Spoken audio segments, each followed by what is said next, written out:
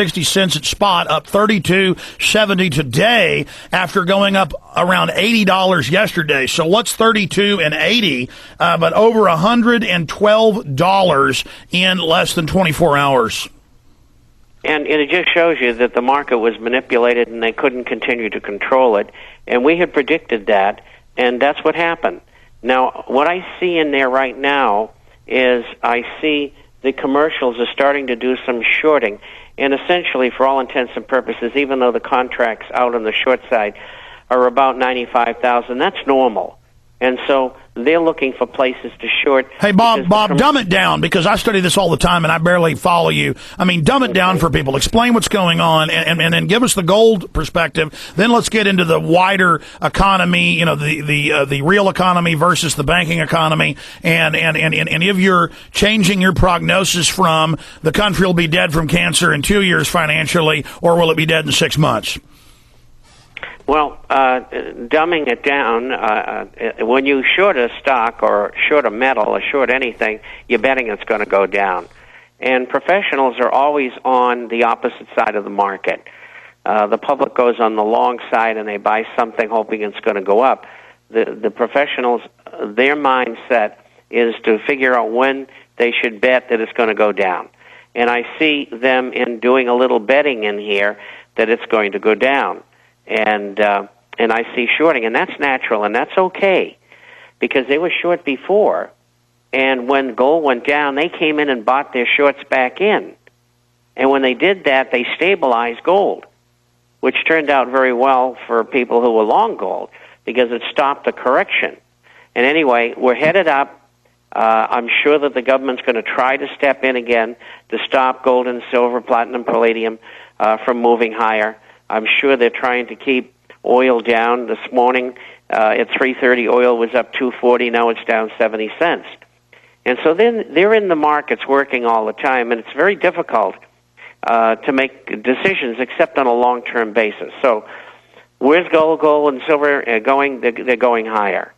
As far as what's going to happen, as far as the timing on things getting much worse than they are already, and they are bad now.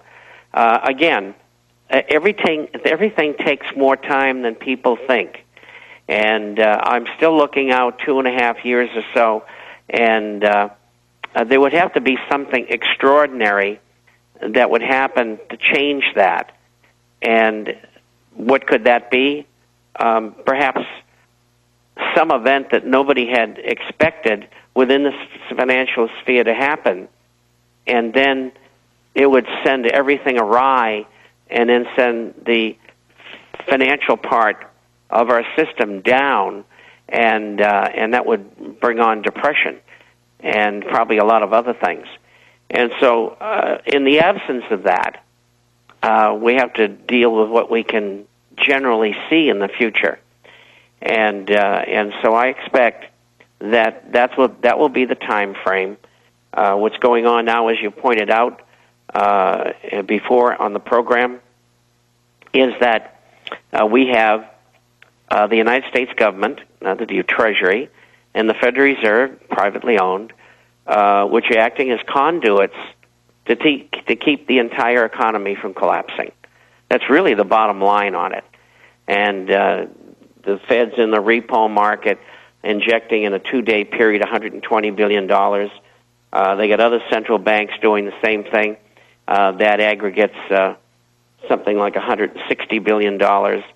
We still have the discount window open to the banks. We don't know what they're doing right now because everything is a secret.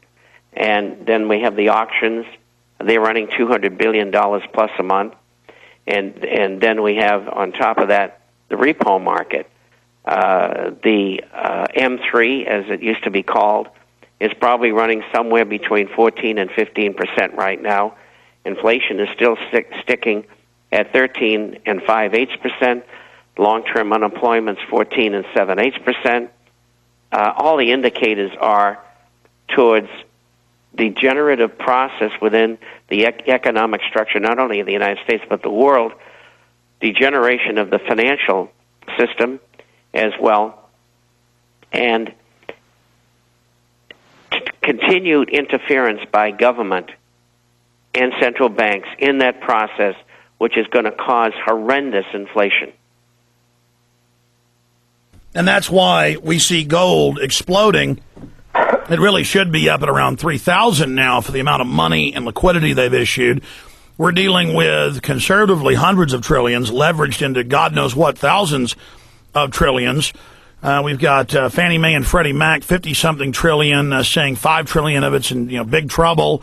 But then we know that's been sold in securities over and over again and leveraged over and over again. And they've bought up most of the real assets by doing this, and now they're positioning themselves for the IMF World Bank riot, as they call it, the breakdown of the economy.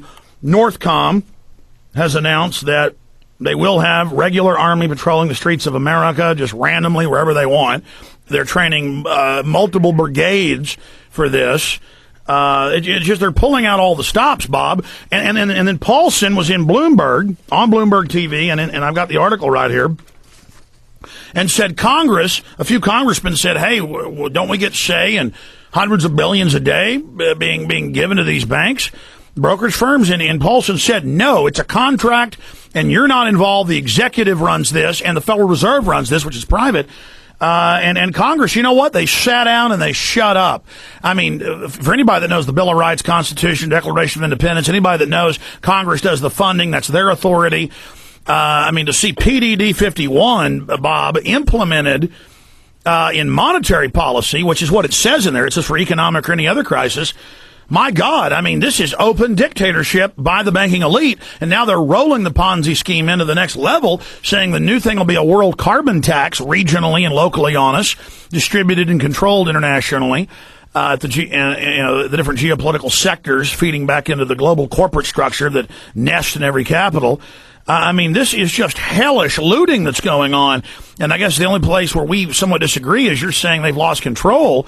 This looks like a controlled feeding frenzy. I mean, do sharks get in feeding frenzies and bite each other and attack smaller sharks? Yes, but you've said this thing was engineered in the past.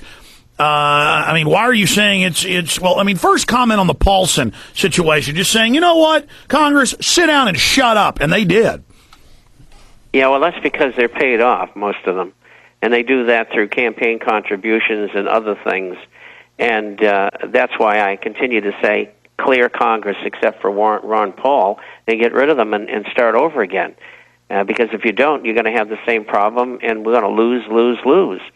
And, yes, that's what Paulson is telling Congress, sit down and shut up.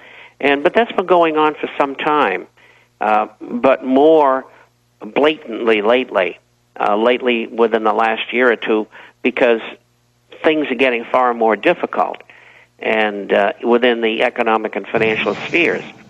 In fact, I have quotes here from the leader of the House and the Senate, and they're saying, we don't even know what's going on. I'll read the quotes after we come back from break. We don't even know what's going on. We don't even understand. We don't know what to do. We'll just do whatever you say.